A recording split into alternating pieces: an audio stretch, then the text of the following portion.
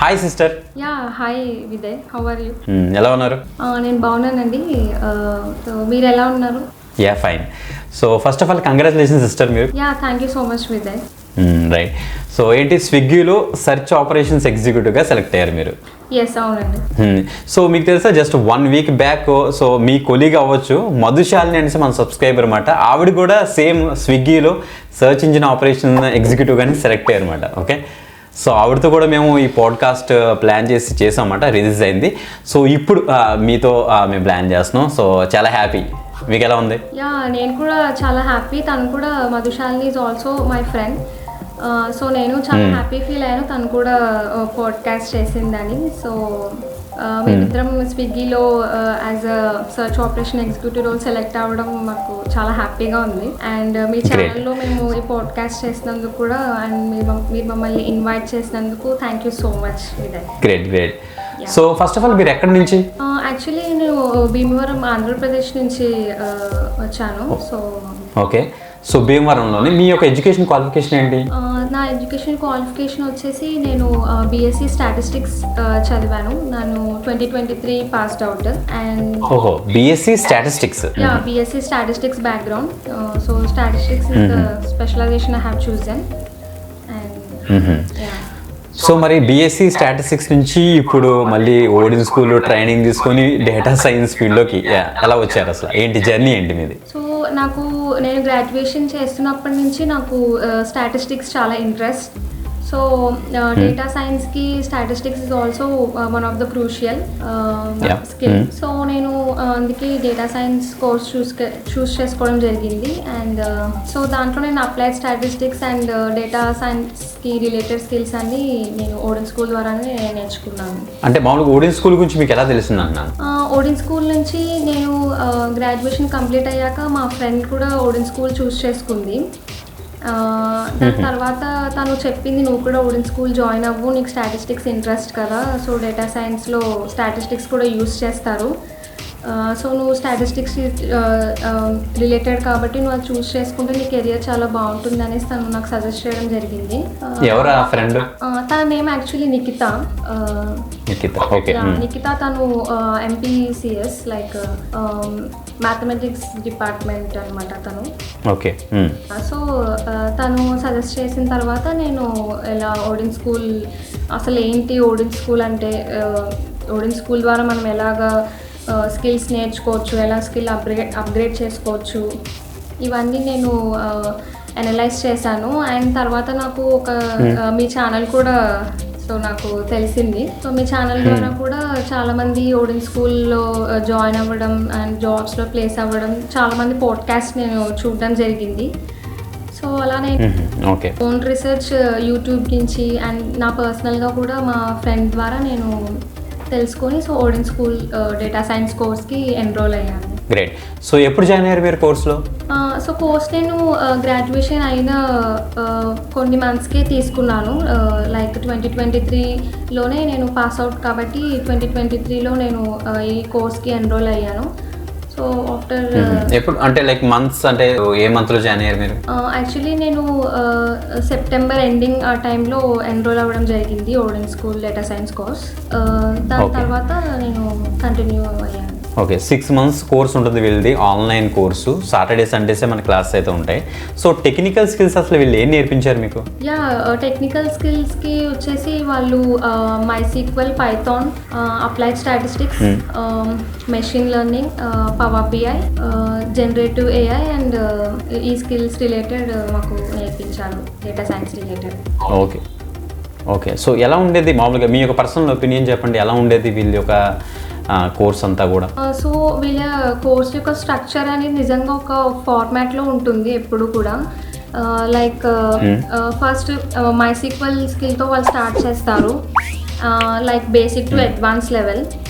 So basic level వచ్చేసరికి మనం ఒక 1 to 2 weeks కోర్స్ కంప్లీట్ అయిన తర్వాత బేసిక్ లెవెల్ వాళ్ళు ఒక మినీ ప్రాజెక్ట్ అనేది అసైన్ చేస్తారు. సో ఆ మినీ ప్రాజెక్ట్ అనేది మనం ఓన్గా చేయాలి, మనం నేర్చుకున్న స్కిల్ నుంచి.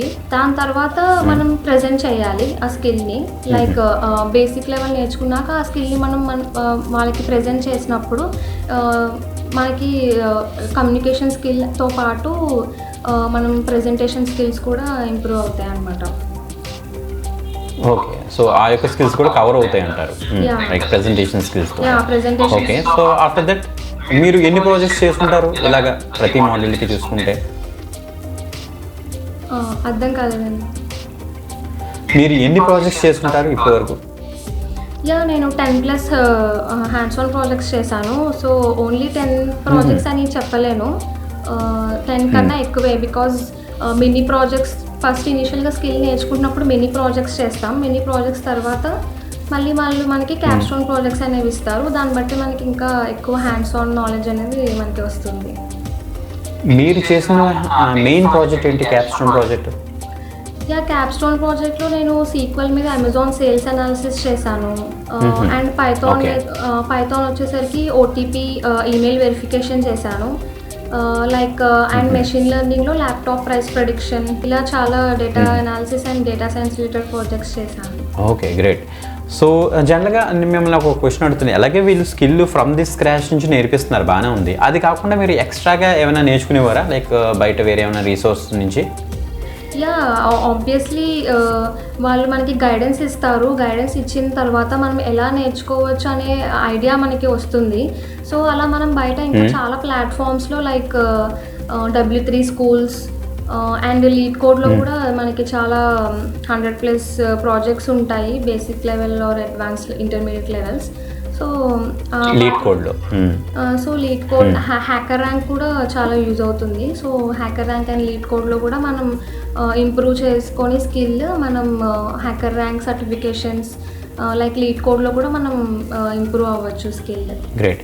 సో వన్స్ ఈ యొక్క స్కిల్స్ అన్ని నేర్చుకున్న తర్వాత 6 months అయిన తర్వాత మిమ్మల్ని ప్లేస్మెంట్లోకి మూవ్ చేస్తారు, అంటే మీ ప్రాజెక్ట్ కంప్లీట్ అయిన తర్వాత, రైట్? సో ఆ యొక్క ప్లేస్మెంట్ ప్రాసెస్ అసలు ఎలా ఉంటుంది వీళ్ళది, ఓడెన్ స్కూల్ వాళ్ళు? ప్లేస్మెంట్ ప్రాసెస్ అంటే వాళ్ళు మనకి స్కిల్స్ కంప్లీట్ అయిపోయిన తర్వాత సపరేట్గా మనకు ఒక పోర్టల్ ఇస్తారు, ప్లేస్మెంట్ పోర్టల్. సో దాంట్లో మనం లాగిన్ చేశాక డైలీ అప్డేట్స్ అనేవి వస్తుంటాయి. అండ్ ఆ డైలీ అప్డేట్స్ కూడా మనకి మెయిల్ త్రూ పంపిస్తారు. సో మనం ఎప్పుడు మన తరోగా మెయిల్స్ చెక్ చేసుకుంటూ ఉన్నప్పుడు మనకి జాబ్స్ అనేవి అప్లై చేసుకోవచ్చు ఈజీగా మెయిల్ ద్వారా. సో డైలీ అప్డేట్స్ అనేవి మనకి వస్తాయి అన్నమాట. ఓకే, మీరు ఇప్పుడు స్విగ్గీకి రాకముందు మీరు ఎన్ని ఇంటర్వ్యూస్ అటెండ్ చేశారు, ఎన్ని జాబ్స్కి అప్లై చేశారు? నేను స్విగ్గీకి సెలెక్ట్ అవ్వకముందు నేను అప్పుడు చాలా రెసిషన్ చాలా పీక్లో ఉంది. సో ఆ టైంలో నేను ఓడెన్ స్కూల్లో కూడా అప్లై చేసేదాన్ని. కానీ ఎప్పుడైతే రెజ్యూమ్ బిల్డ్ అయిందో నాది రెజ్యూమ్ స్టాండ్ అవుట్ అయింది. సో దానివల్ల నేను లింక్డ్ఇన్లో అప్లై చేయడం స్టార్ట్ చేశాను. లింక్డ్ఇన్లో కూడా చాలా కంపెనీస్కి షార్ట్ లిస్ట్ అయ్యాను, చాలా స్టార్ట్అప్ కంపెనీస్లో కూడా నేను అప్లై చేయడం జరిగింది. సో దాంట్లో నేను చాలా షార్ట్ లిస్ట్ అయ్యాను అండ్ ఇంటర్వ్యూస్ కూడా అటెండ్ అయ్యారు. బట్ ఇప్పుడు స్విగ్గీలోకి ఎలా వచ్చారు, ప్రాసెస్ ఏంటి? స్విగ్గీ ప్రాసెస్ వచ్చేసరికి నేను ఓడెన్ స్కూల్ ప్లాట్ఫామ్లోనే అప్లై చేశాను. దాని తర్వాత రెజ్యూమ్ షార్ట్ లిస్ట్ అయింది. దాని తర్వాత రెజ్యూమ్ ఎవరైతే షార్ట్ లిస్ట్ అయ్యారో వాళ్ళని ఫస్ట్ రౌండ్కి ప్రమోట్ చేస్తారు. ఫస్ట్ రౌండ్కి ప్రమోట్ అయిన తర్వాత మేమందరం రిటర్న్ టెస్ట్ రాసాం. రిటర్న్ టెస్ట్ రాసిన తర్వాత కొంతమంది స్టూడెంట్స్ని షార్ట్ లిస్ట్ చేశారు. అండ్ దాని తర్వాత ఇంటర్వ్యూ ప్రాసెస్, టెక్నికల్ ఇంటర్వ్యూ జరిగింది. ఓకే, సో రిటర్న్ టెస్ట్లో అసలు ఏ టాపిక్స్ మీద మీకు క్వశ్చన్స్ వచ్చాయంటారు? రిటర్న్ టెస్ట్లో యాప్టిట్యూడ్ అడిగారు, SQL అడిగారు, power BI and excel related questions ఇచ్చారు. సో మేము అది ఓకే. సో అలాగే ట్రైనింగ్లో ఇవన్నీ కూడా కవర్ అయ్యాయి అంటారా? ట్రైనింగ్లో ఈ స్కిల్స్ అన్ని మేము నేర్చుకున్నాం కాబట్టి రిటర్న్ టెస్ట్ క్వాలిఫై అయ్యాము. దాని తర్వాత మమ్మల్ని టెక్నికల్ ఇంటర్వ్యూకి క్వాలిఫై చేశారు. ఓకే, టెక్నికల్ ఇంటర్వ్యూ ఎలా జరిగింది, మామూలుగా ఎంతమంది చేశారు, ఏంటి ప్రాసెస్? అంటే ఫస్ట్ రౌండ్లో మేము సెలెక్ట్ అయింది ఒక 20 మెంబర్స్ సెలెక్ట్ అయ్యి ఉండొచ్చు. దాని తర్వాత టెక్నికల్ ఇంటర్వ్యూకి ఎంతమంది అటెండ్ అయ్యారనేది నాకు ఐడియా లేదు. కానీ టెక్నికల్ ఇంటర్వ్యూకి సెలెక్ట్ అయిన వాళ్ళందరికీ కాల్స్ చేశారు. కాల్స్ వచ్చిన వాళ్ళు టెక్నికల్ ఇంటర్వ్యూ ఇచ్చిన తర్వాత మాకు మళ్ళీ HR నుంచి సెలెక్ట్ అయ్యారని చెప్పి అప్డేట్ వచ్చింది. ఓకే, టెక్నికల్ ఇంటర్వ్యూ అడిగిన క్వశ్చన్స్ ఏంటి? టెక్నికల్ ఇంటర్వ్యూలో నార్మల్గా వాళ్ళు ఒక టాస్క్ ఎక్స్ప్లెయిన్ చేశారు మాకు, రోల్ రిలేటెడ్. దాన్ని మేము ఆ రిటర్న్ టెస్ట్ టెక్నికల్ వాళ్ళు ఏదైతే ఎక్స్ప్లెయిన్ చేశారో ఆ టాస్క్ మేము చేసిన తర్వాత పర్ఫార్మెన్స్ బేస్ తర్వాత షార్ట్ లిస్ట్ అయ్యాము. ఓకే, సో ఆ టాస్క్ అంటే దేని బేస్ మీద, ఏ స్కిల్ మీద అనేసి అంటున్నాను? యా, అంటే ఈ రోల్కి వచ్చేసరికి మేము ఎక్సెల్, గూగుల్ షీట్ ఈ స్కిల్స్ రిలేటెడ్ కూడా ఉన్నాయి ఆ రోల్కి. సో ఆ రోల్ రిలేటెడ్ కూడా మమ్మల్ని టెక్నికల్లో అడిగారు, లైక్ టెక్నికల్గా. ఓకే, సో జనరల్గా మీరు టెక్నికల్ స్కిల్స్ నేర్చుకునేటప్పుడు సో మీకు ఎలాగ సాటర్డే సండే లైవ్ ట్రైనింగ్ ఉంటుంది, లైవ్లో కూడా మీరు డౌట్స్ అడగచ్చు, అది వేరే విషయం అనుకోండి. బట్ సో వన్స్ ఆ యొక్క ట్రైనింగ్ అయిపోయిన తర్వాత ఇంట్లో కూర్చొని మీరు ప్రాక్టీస్ చేసినప్పుడు మీకు చాలా డౌట్స్ రావచ్చు. ఆ డౌట్స్ మీరు ఎలా క్లారిఫై చేసుకునేవారు వీళ్ళతోటి? యా, యాక్చువల్లీ డౌట్స్ రావాలి, డౌట్స్ వస్తున్నాయి అంటేనే మనం ప్రాక్టీస్ చేస్తున్నట్టు. సో అలా అప్పుడు మనం డౌట్స్ క్లారిఫై చేసుకోవడానికి ఎప్పుడు వీక్లీ డౌట్ క్లారిఫికేషన్ సెషన్స్ అనేవి జరుగుతూ ఉంటాయి. So in case doubt clarification అయిపోయిన తర్వాత కూడా మీ దగ్గర ఇంకా ప్రాక్టీస్ టైం ఉంది అన్నప్పుడు, మీకు ఇంకా డౌట్స్ రేజ్ అవుతున్నప్పుడు ఖచ్చితంగా మీరు ఓడిన్ స్కూల్ని త్రూ మెయిల్ ఆర్ కాల్ ద్వారా కూడా మీరు డౌట్స్ క్లారిఫై చేసుకోవచ్చు. ఓకే, రెస్పాన్స్ బాగానే ఉంటుందా, పర్వాలేదా? యా, ఖచ్చితంగా రెస్పాండ్ అవుతారు. మెయిల్ ద్వారా పంపినప్పుడు వాళ్ళకి డౌట్ అర్థం కాకపోతే వాళ్ళు కాల్ చేస్తారు, అర్థమైతే మాత్రం మెయిల్ త్రూనే మీకు ఈజీగా డౌట్ అనేది క్లారిఫై అయిపోతుంది మాక్సిమం. ఓకే, మీరు అలా చేసేవారు అనమాట డౌట్ క్లారిఫికేషన్.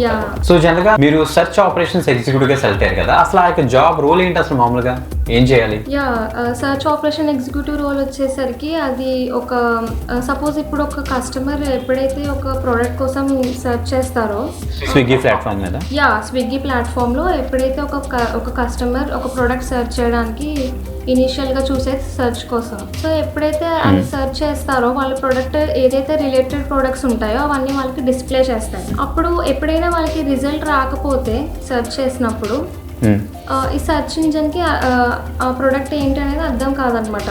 ఎందుకంటే కస్టమర్ వాళ్ళకి వచ్చిన విధంగా వాళ్ళు సెర్చ్ చేస్తారు. బట్ అది సెర్చ్ ఇంజన్కి అది అర్థం కావాలి కదా, ఒక సెర్చ్ ఇంజన్కి అది వాళ్ళు ఏం ప్రోడక్ట్ కోసం సెర్చ్ చేస్తున్నారు అసలు ఆ ఐడియా రావాలి అంటే ఈ సెర్చ్ ఆపరేషన్ ఎగ్జిక్యూటివ్ రోల్ అనేది యూజ్ అవుతుంది. అప్పుడు ఏం చేస్తామంటే సెర్చ్ ఇంజన్కి అర్థమయ్యేలాగా మేము ఒక ప్రోడక్ట్ అసలు కస్టమర్ దేనికోసం సెర్చ్ చేస్తున్నారు అనేది మేము ఒక ఐడియా ఇస్తాం అన్నమాట. ఒక అనాలిసిస్ చేసి మేము సెర్చ్ ఇంజన్కి అర్థమయ్యేలాగా ప్రోడక్ట్ రిలేటెడ్ ఏంటి అనేది మేము ఒక అనాలిసిస్ చేస్తాం.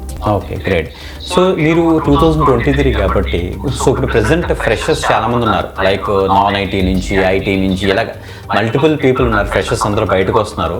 వాళ్ళు ఈ యొక్క ఓడియన్ స్కూల్ యొక్క ట్రైనింగ్ తీసుకొని ఓకే ఈ యొక్క డేటా సైన్స్ ఫీల్డ్లో జాబ్ కొట్టగలరంటారా? Yeah, definitely. యాక్చువల్లీ నేను కూడా ఒక పాస్ అవుట్ అయిన స్టూడెంటే కాబట్టి సో నా ఎక్స్పీరియన్స్ వచ్చేసరికి ఎవరైనా సరే గ్రాడ్యుయేషన్ అయిపోయి కెరియర్ ఎలా అన్న ఒక థాట్లో ఉన్నప్పుడు ఈ ఓడిన్ స్కూల్ ప్లాట్ఫామ్లో వాళ్ళు ఎన్రోల్ అయితే ఖచ్చితంగా వాళ్ళ స్కిల్ సెట్ అనేది ఇంప్రూవ్ అవుతుంది. ఖచ్చితంగా స్కిల్ సెట్ అనేది వాళ్ళకి కంప్లీట్గా వస్తుంది. అప్పుడు తర్వాత వాళ్ళు ఈజీగా ఏ ప్లాట్ఫామ్లో అయినా సరే అప్లై చేసుకోవడానికి ఎలిజిబుల్ అవుతారు. సో వాళ్ళ రెజ్యూమ్ అనేది బిల్డప్ అవుతుంది. సో డేటా సైన్స్ ఫీల్డ్ ఇప్పుడు ప్రెసెంట్ ఎలా ఉంది, ఆపర్చునిటీస్ బాగానే ఉన్నాయంటారా? యా, డేటా అనాలిసిస్ అనేది ఎప్పుడు ఒక ఎసెన్షియల్ ఫీల్డ్ అది. సో డేటా అనేది మనం ప్రతిరోజు డేటా అనేది ఇంప్రూవ్ అవుతూనే ఉంటుంది, కొత్త డేటా అనేది వస్తూ ఉంటుంది. కాబట్టి డేటా అనలిస్ట్ రోల్ అనేది ఎప్పుడు it's useful field. Actually future కూడా data analysis will be the field for freshers or even for experienced also. Okay, so బాగానే ఉందంటారు అయితే.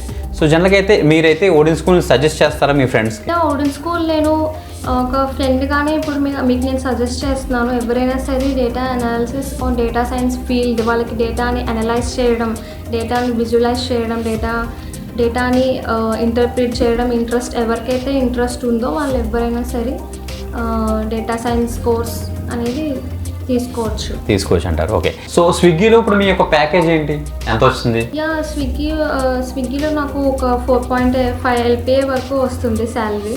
ఓకే, సో మీది వర్క్ ఫ్రమ్ హోమా, ఆఫీసా? మాది work from home, like it's remote opportunity. Okay, so మామూలుగా మీరైతే ఇప్పుడు ఎక్కడ నుంచి, మీరు భీమవరం నుంచి అన్నారు కదా? అవునండి, భీమవరం. సో అక్కడ నుంచే వర్క్ చేసుకుంటున్నారు అయితే? యా. సో నేను ఇప్పుడు ఒక వ్యూవర్స్కి అయితే అప్డేట్ ఇద్దాం అనుకుంటున్నాను. ఎవరైతే ఇంట్రెస్ట్గా ఉన్నారో ఈ యొక్క కోర్స్కి వీడియో డిస్క్రిప్షన్ లింక్ ఉంటుంది, ఆ లింక్ మీకు ఇచ్చేసి డీటెయిల్స్ అయితే యాక్సెస్ చేయండి. సో మనకి 2 మోడ్స్లోని వీళ్ళైతే పేమెంట్స్ అయితే ఇస్తున్నారంటే ఫీ స్ట్రక్చర్ మనకి అయితే ఉంటుంది. So direct payment method and pay on success method కూడా ఉంది. సో వన్స్ జాబ్ వచ్చాక కూడా మీరైతే పే చేయొచ్చు అనమాట. అండ్ పైన మీకు రిక్వెస్ట్ కాల్ బ్యాక్ మీద క్లిక్ చేశారంటే ఒక ఫామ్ వస్తుంది, ఆ ఫామ్ ఫిల్ చేశారంటే వీళ్ళకి రిప్రజెంటేటివ్ మీకు అయితే కాల్ చేస్తారు. కాల్ చేసి మీకున్న అన్ని డౌట్స్ కూడా క్లారిఫై చేసుకోండి. నచ్చితే సో మీరు కూడా హర్షిత గారిలాగా సో బ్రహ్మాండంగా అయితే జాబ్ కొట్టచ్చు అనమాట. ఓకే, సో తప్పకుండా అయితే జాయిన్ అవ్వండి. వీడియో డిస్క్రిప్షన్ లింక్ ఉంటుంది, అక్కడ నుంచి అయితే యాక్సెస్ చేయండి. రైట్ హర్షిత గారు, సో ఫైనల్గా మీ యొక్క వర్డ్ ఏంటి? యా అంటే నేనైతే అందరికీ ఫైనల్గా ఇచ్చే సజెషన్ లైక్ ఓడిన్ స్కూల్లో ఎవరైతే ఎన్రోల్ అవ్వాలనుకుంటున్నారో వాళ్ళు స్కిల్ నేర్చుకున్న తర్వాత వాళ్ళు కన్సిస్టెంట్గా ప్రాక్టీస్ చేయాలి. సో ఖచ్చితంగా మన నుంచి ఎఫర్ట్ అండ్ హార్డ్ వర్క్ ఉన్నప్పుడు ఖచ్చితంగా మనం సక్సెస్ అనేది చూడొచ్చు. Right, great. So thank you Harshita garu. Once again congratulations. Yeah thank you so much Vinay. Thank you. Okay, bye. Yeah bye. Thank you.